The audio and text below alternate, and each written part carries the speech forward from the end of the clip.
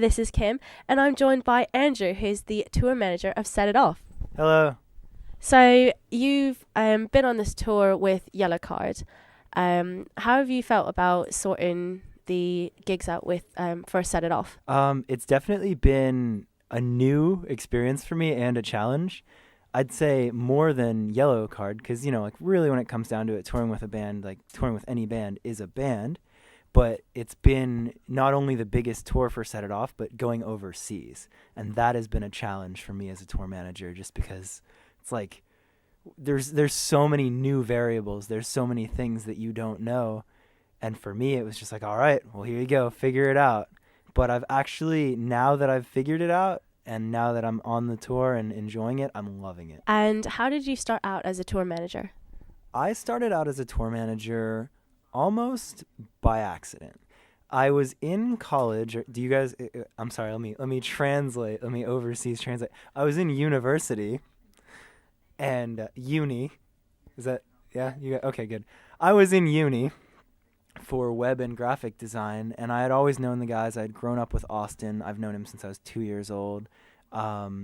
I'd met the other guys probably a few years before the band really got started. Zach and I had known each other. Anyway, we all knew each other from way back, and they started more seriously touring, like in the very beginning, just kind of shows outside of our hometown, like other places in Florida. And they were just like, hey man, like we know you're good with selling and talking to people. You want to sell merch? And I was like, sounds fun. I've never done that. And I think I was on break at the time. So I went out with them for a couple shows. And after the first few shows, I kind of just realized I was just like, this is really fun. Like I had no idea. The whole culture, the whole touring, meeting bands, just being a part of it was amazing. So after that became like I became Set It Off's merch guy. And then we had a manager at the time, probably 6 months into me being a merch guy. He says, you guys are touring a lot. You need a tour manager. What do you think about making Andrew your tour manager? So they come to me and say, will you tour manage us? And I said, I don't know what that is. Like I've never done that before. I was familiar, like I had met other people that called themselves tour managers, but I did not know what it entailed. But it sounded exciting and like it sounded like more of an opportunity. So I decided to do it. And from there, it was just kind of learning everything that I really did need to do and what the band needed from me. So what's the most exciting thing about being a tour manager? I would say the travel and getting to meet people. And that's a pretty broad answer, but traveling as much as you do and meeting the people that you meet, there's some days where it's pretty straightforward, pretty normal, and there's other days where you look at the end of your day and you're just like, wow, that happened? Like, we went through that. I mean, just in this tour, we had a show in Germany, didn't have a place to stay, and then found a kid that was willing to let us stay with him, but he was in university. So his apartment had no furniture. It was just a empty room. So we slept in that, woke up at 7 a.m., got into our van, and our driver, I don't even know. I think she didn't have a lot of sleep or something. So we're driving to the next show, and probably an hour or two in, got into a van accident, like a really bad van accident.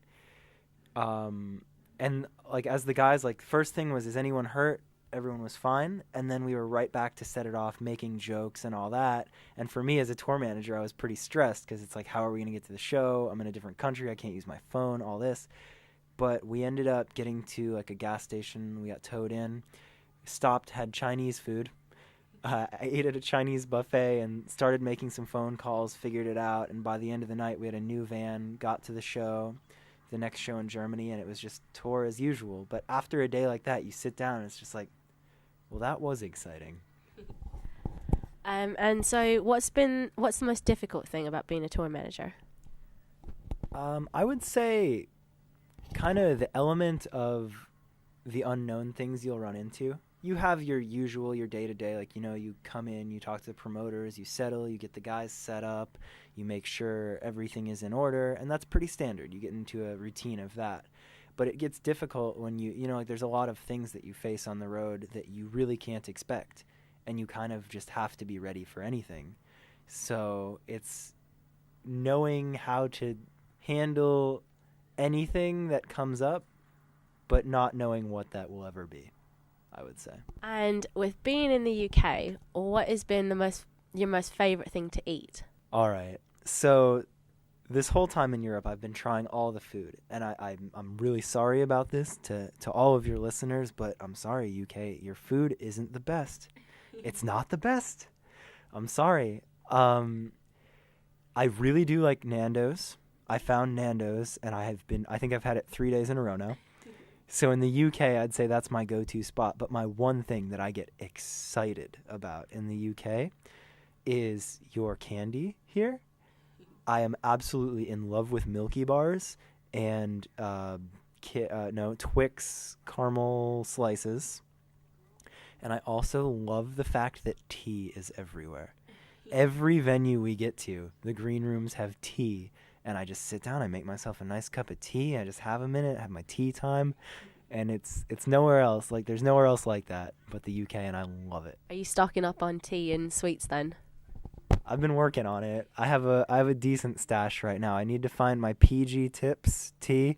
I found green tea, but I'm not about that. I like my regular PG Tips black tea.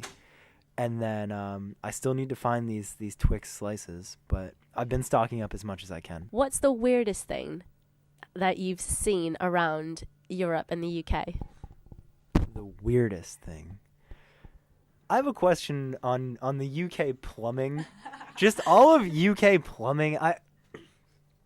Your toilet bowls are behind the walls.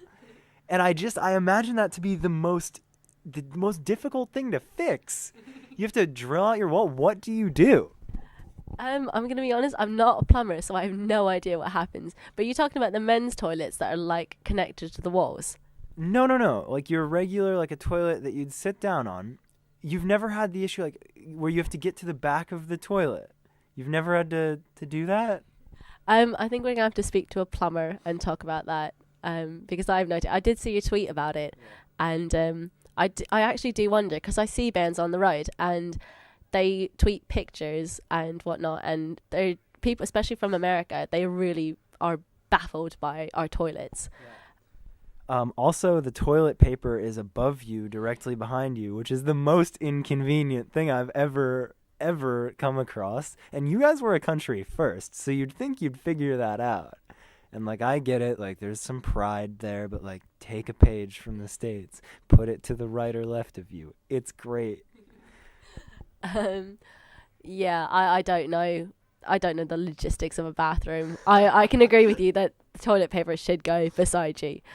So what kind of words have you come across that you either baffle you or you just think are really funny?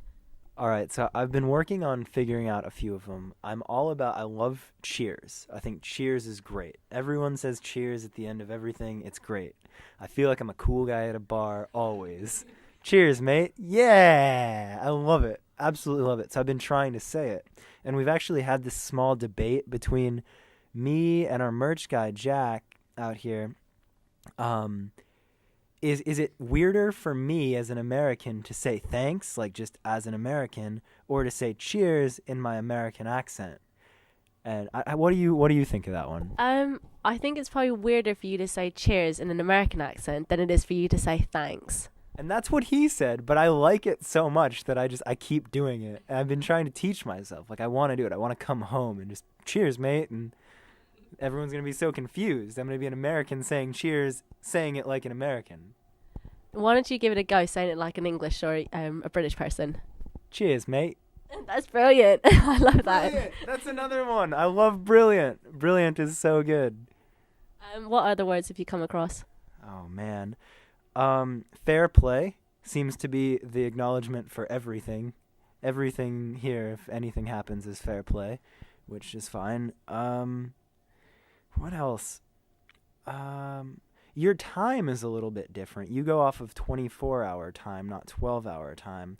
So what is like half or there's a couple times where somebody will tell me a time and I think it's 15 minutes until, but then it's I don't even know. I'm so confused by it. There's one time reference that you say.